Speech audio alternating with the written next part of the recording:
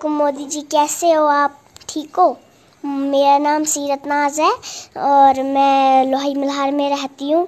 मैंने ना आपको एक बात बोलनी है। 4 वर्ड है MODI, मोदी साहब, मैन ऑफ डेवलपिंग इंडिया। आप प्लीज़, आपसे मैं रिक्वेस्ट करती हूँ कि आप ना अच्छा सा आप स्कूल बना दो। देखो कितनी गंदी फर्श है, हमें नीचे बैठना पड़ता है और टाट पे बैठना पड़ता है, हमारी यूनिफॉर्म गंदी हो जाती है। और मैं आपको चैलेंज करता हूँ, आप किसी बंदे से पूछोगे आज की डेट में कि हिंदुस्तान में कि आपका आइडल पर्सन कौन है, मैं आपको गारंटी दे रहा हूँ अब हमें पता चलता है कि नरेंद्र मोदी हमारे हुक्मरानों से बहुत बेहतर है। हम तो अब इंडिया के प्राइम मिनिस्टर का नाम लेते हुए डरते हैं। ये कहा जाता है क्या मोदी मोदी हो रहा है। हम सोच रहे हैं कि किसी युगांडा के प्राइम मिनिस्टर का नाम नहीं लिया करें, उनका नाम ही बदल दे। एज अ इंडियन मुस्लिम, आपके लिए आपका मुल्क पहले है या फिर धर्म? जिस मुस्लिम के लिए रिलीजन इंपॉर्टेंट था वो 1947 में चले गए।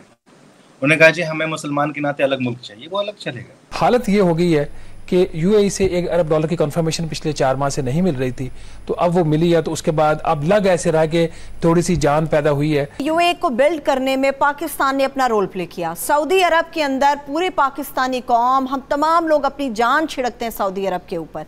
वो तमाम दोस्त ममालिक पाकिस्तान के लिए, पाकिस्तान ने जिनके लिए बेहद काम किया।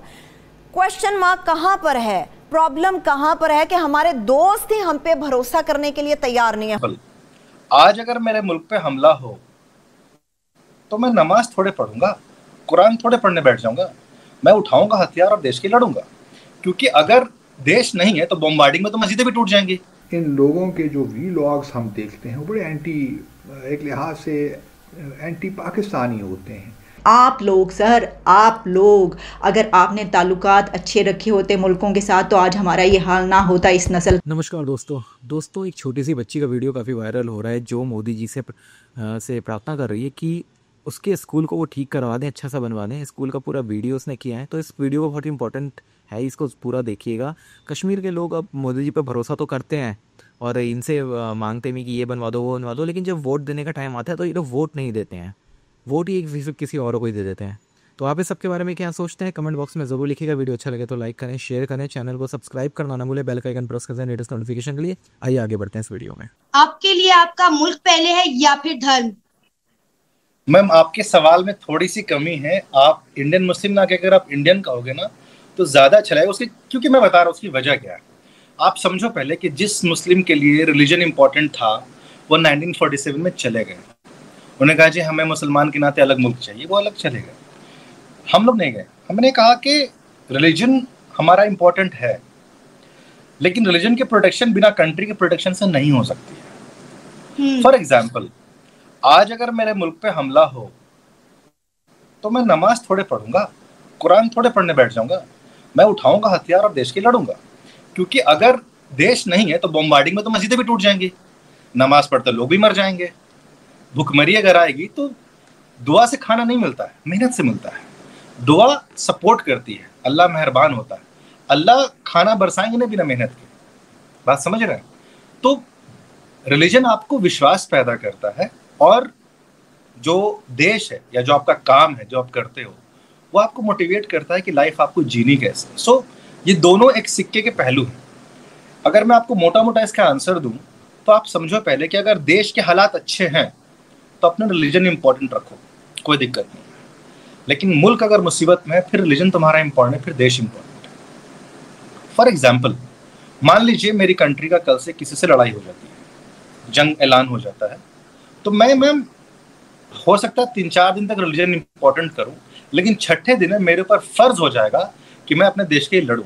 क्योंकि कोई मेरे कंट्री में घुस रहा है, वो मेरे घर में भी घुसेगा, वो मुझे नमाज भी नहीं पढ़ने देगा। यानी समथिंग लाइक चाइना के जो मुस्लिमों के साथ हो रहा है आमतौर पर। तो अब आप क्या रखोगे? So that is very important कि हम किसी बाहर को ना आने दें, तो मेरा देश मजबूत होना चाहिए, क्योंकि देश मेरा घर है। अगर मेरे पास 4 दीवारी नहीं होगी तो मैं सुकून से सो नहीं पाऊंगा, तिलावत नहीं कर पाऊंगा, मैं बहुत कुछ नहीं मना सकता हूँ। बात समझ रहे हो? तो अगर देश के हालात अच्छे हैं तो मैं शादी भी करूंगा रिलीजन के तौर पे, मैं ईद भी मनाऊंगा आराम से बाउंड्री में, कहीं पे भी जाकर मैं कुछ भी करूंगा। लेकिन अगर देश के हालात ऐसे हैं जहां पे उसको मेरी जरूरत है तो फिर मेरे तो देश आगे है। तो कभी एक दूसरे को सबसीड करते हैं। बेशक रिलीजन ने यह सिखाया कि हुब्बुल वतनी, कि भाई मुल्क से मोहब्बत या जो उसकी ईमानदारी है वो ईमान का एक हिस्सा है। देश ने, रिलीजन ने सिखाया, और मेरे रिलीजन ने, सबके रिलीजन ने देखा कि देश को सर्वोपरि रखो, हिंदी में अगर कहें तो देश को ऊपर रखो, जरूरी है। उसने बताया कि देश से मोहब्बत क्यों है, क्यों तुम देश के लिए लड़ो, रिलीजन ने सिखाया, उसी के टीचर ने सिखाया। तो हमारे इंडिया में अगर मैं क्रक्स बोलूं तो आपके पर्सनल किताबें घर में कुछ अलग हो सकती हैं, आप कुरान पढ़ो, आप बाइबल पढ़ो, गुरु ग्रंथ साहिब पढ़ो, भगवत गीता पढ़ो, लेकिन जब बाहर आप आ गए तो मेरे साथ मोहन है, सुखविंदर है, जॉर्ज है।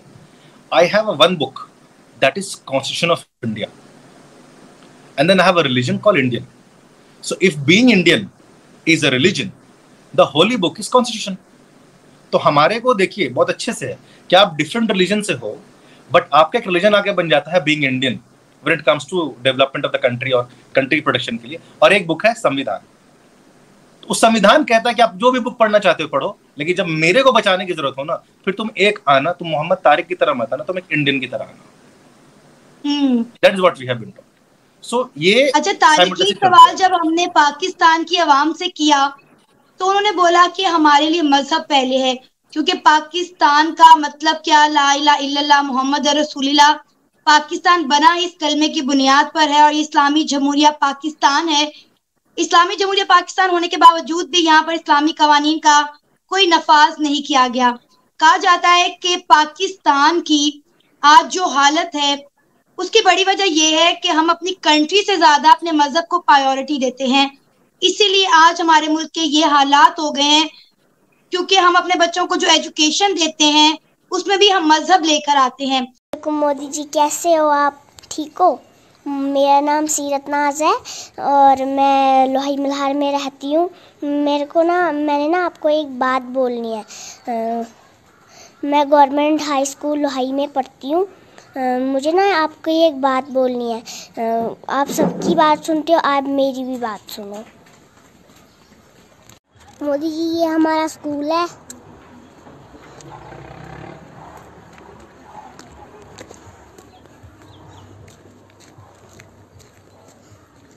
ये प्रिंसिपल का ऑफिस है और ये स्टाफ रूम है। देखो हमारा फर्श कितना गंदा हो चुका है, हमें यहाँ नीचे बिठाते हैं। प्लीज़ मोदी जी, आप अच्छा सा स्कूल बनवा दो ना। देखो यहाँ पे कितनी गंदी फर्श है, हमें नीचे बिठाते हैं। फिर चलो मैं आपको बड़ी सी बिल्डिंग दिखाती हूँ अपने स्कूल की। ये देखो,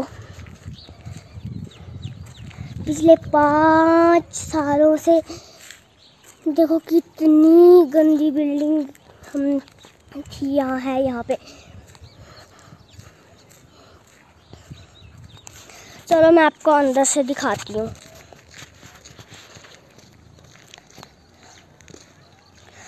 वो वहाँ बाहर हमें हमारी क्लास लगती है।